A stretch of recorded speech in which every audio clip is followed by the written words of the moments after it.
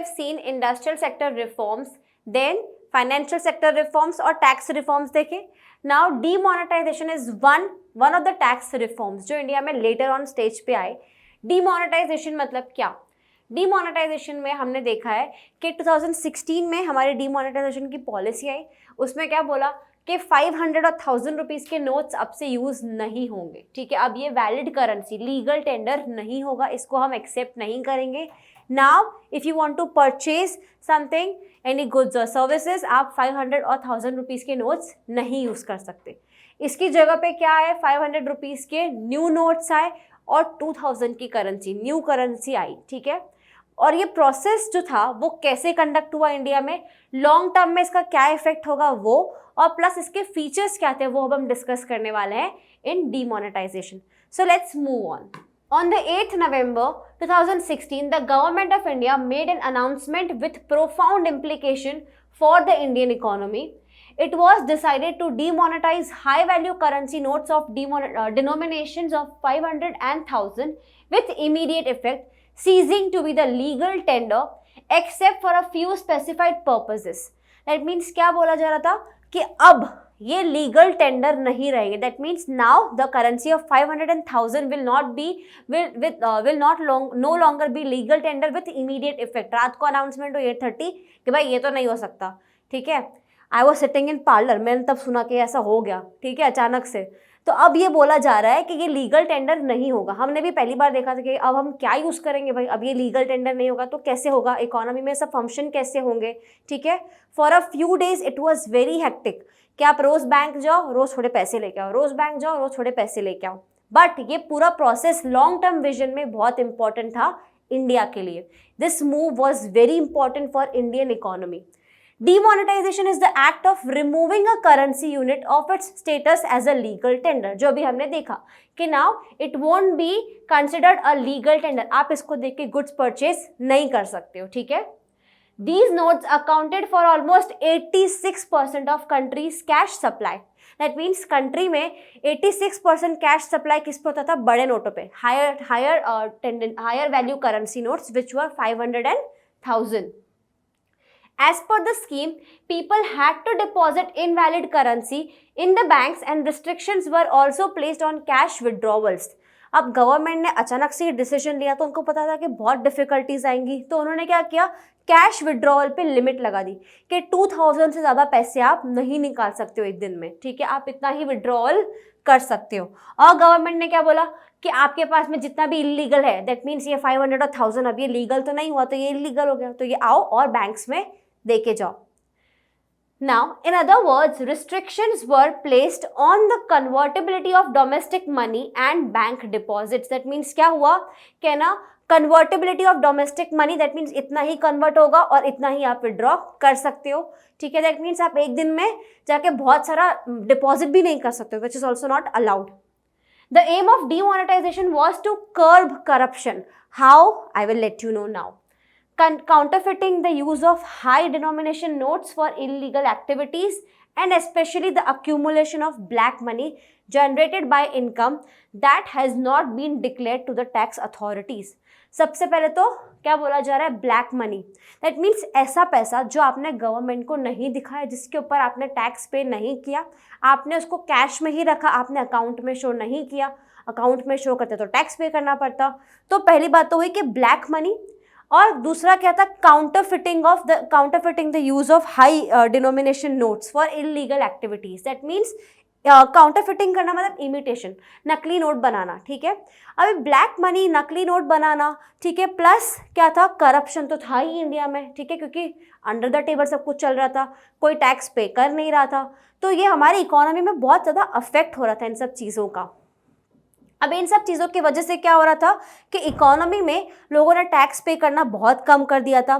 जो black money होता है उसकी वजह से भी टेररिज्म होती है. ठीक है, तो ये बहुत सारे फैक्टर्स थे जो इंडिया को, करप्शन, टेररिज्म, काउंटरफिटिंग, ये सब चीज़ें इंडियन इकोनॉमी को बहुत ज़्यादा अफेक्ट कर रहे थे at this moment when this particular move was taken. The next thing is features of demonetization, demonetization क्या है, ठीक है, वो तो आपने समझा कि उसमें क्या हुआ वो हमने देखा। कब हुआ, इन द ईयर 2016, वो भी आपने देखा, ठीक है। 8 नवंबर 2016 को 500 और 1000 की करेंसीज लीगल टेंडर नहीं बचे। हमने क्यों किया, करप्शन को रोकने के लिए किया, ठीक है, काउंटरफिटिंग रोकने के लिए किया, ब्लैक मनी बाहर लाने के लिए किया। अब फीचर्स ऑफ डीमोनेटाइजेशन में क्या देखने वाले हैं कि वो एक्चुअली में डीमोनेटाइजेशन ने क्या काम किया और क्या सोचा था इसके पीछे हमने। Demonetization is viewed as a tax administration measure. Cash holdings arising from the declared income were readily deposited in banks and exchanged for new notes. However, people holding black money had to declare their unaccounted wealth and pay taxes at a penalty rate. इससे क्या हुआ, government का पहला motive कि black money को निकालो बाहर, ठीक है। लोगों ने जो अंदर पैसा रखा था, हमारी मम्मियों ने जो पैसा बचा कर रखा था वो भी बाहर निकल गया, ठीक है। तो पापा के पैसे भी ऑफकोर्स निकले। जितना भी ब्लैक मनी था, जिसके भी पास था, जो भी हमने कैश में रखा हुआ था, वो सब हमें इन शॉर्ट निकालना पड़ा घर से, क्योंकि अब हम इन पुराने नोट्स का करेंगे क्या भाई, ये तो यूज़ ही नहीं होंगे। तो इससे क्या हुआ, गवर्नमेंट के पास में बहुत सारी इनकम डिपॉजिट हुई, रेडीली लोगों ने डिपॉजिट किए, और जिन लोगों ने डिपॉजिट किए अगर उनका अमाउंट बहुत ज़्यादा था, ठीक है, तो उन्हें टैक्स भी पे करना पड़ा at a penalty rate. That means tax तो पे करो, पेनल्टी भी पे करो कि इतना पैसा छुपा के रखा था आपने, ठीक है। तो सबसे पहला हुआ tax administration measure plus black money निकल के सारा बाहर आ गया। Second was demonetization is also interpreted as a shift on the part of government, indicating that tax evasion will no longer be tolerated or accepted. That means government ने ये खुलेआम announce कर दिया कि भाई टैक्स की चोरी अब नहीं चलेगी, टैक्स तो तुमको पे करना ही पड़ेगा। Once you are showing your income to government, you have to pay tax. Demonetization also led to the channelizing savings into the formal financial system. Channelizing savings मतलब क्या? अब जो पैसे मम्मी ने अंदर सब संभाल के रखे थे वो कैश था, यूज़ नहीं हो रहा था। अब उसको अगर आपने शो किया है, लेट्स से बैंक में आपने वो मनी शो कर दिया, ठीक है, तो अब आप उसको फाइनेंशियल सिस्टम में यूज़ कर सकते हो, सेविंग्स कर सकते हो, कोई डिपॉजिट कर सकते हो, म्यूचुअल फंड में इन्वेस्ट कर सकते हो, क्योंकि एनीवेज वो पैसा बाहर तो आया ही है, ठीक है। तो इससे क्या हुआ, बहुत लोगों ने जिन्होंने अपनी इनकम डिक्लेयर की थी उन्होंने सेविंग्स शुरू करी, बट किस में, फाइनेंशियल सिस्टम के अंदर। अब वो पैसा कैश में नहीं था। Though much of the cash deposited in the banking system is bound to be withdrawn, ठीक है, फिर भी बहुत लोगों ने कैश विड्रॉ भी कर लिया अपना, बट स्टिल जिन लोगों ने रखा उन्होंने इन्वेस्ट भी किया। But some of the new deposit schemes offered by the banks will continue to provide base loans at lower interest rates, ठीक है, पर बैंक्स ने भी कुछ lower interest rates पे loans रखे थे।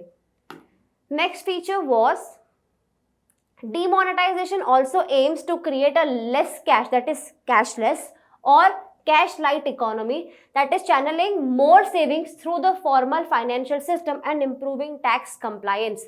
That means our economy was is becoming a cashless or cash light economy, जहाँ पे लोगों ने कैश का यूज़ कम कर दिया, डिजिटलाइजेशन पे शिफ्ट हो गए, ठीक है, और बहुत सेविंग्स हुई फाइनेंशियल सिस्टम में।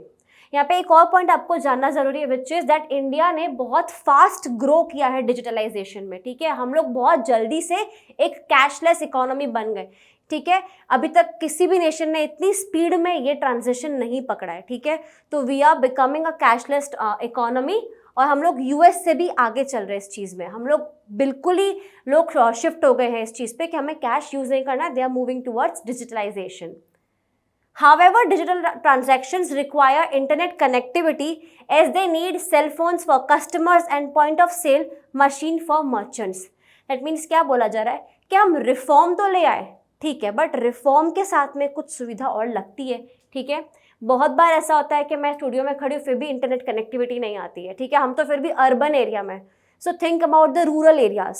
They do not have better internet connectivity, plus they do not have point of sale machine, जैसे कि आप अपना यूज़र अपना कुछ आप स्कैन करते हो या कुछ करते हो तो वो मशीन्स नहीं है उनके पास में, ठीक है। तो मर्चेंट्स के पास में भी मशीन्स नहीं है, इनफैक्ट लोगों के पास में ज़रूरी नहीं सबके पास में स्मार्टफोन हो, और स्मार्टफोन हो तो बेटर कनेक्टिविटी हो।